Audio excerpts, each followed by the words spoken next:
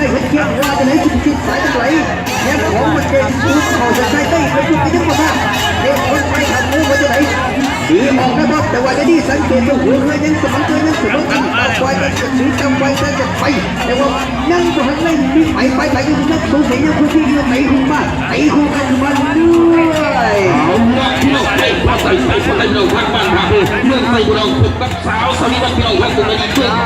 2 บ้าน1 เมืองดุดีทุกสีกันมาว่าจะไหนเตะคนไทยไปคนไทยอยู่ทางฝั่งเตะคนไทยอยู่ทางฝั่งเสือสีหลักสีอ้าวเตะคนไทยไปคนไทยทางหลักสีนี่เอามาหนึ่งใส่นั่งนี้เลยนางสาวสวีวันไปยังกี่ไปพัดไปตีไปนางสาวพัดตีว่าจะไหนสาวพัดตีไป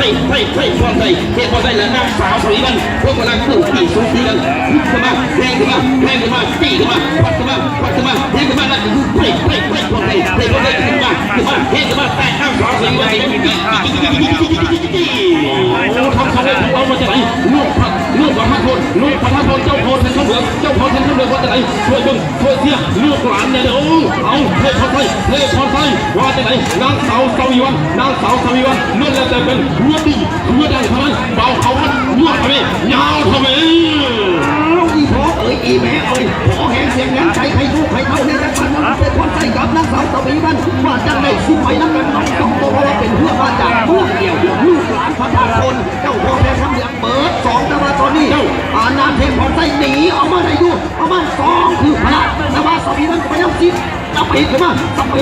หลายหัวสั่งไปไม่ใช่สั่งจะปีมาเราพี่น้องครับไปคนไทยอยู่ทางฝั่งมันจะหนีแต่บนนี้ออกมาหนึ่งแต่นางสาวสีวัน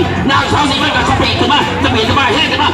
นั่นคือสาวสีวันมาผมไม่รู้พี่น้องไปคนไทยกับควัดมาแห้งมานั่นคือสาวสาวี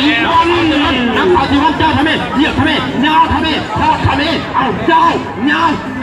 8 7 6 5 4 3 2 1เจ้าเข้าไปแล้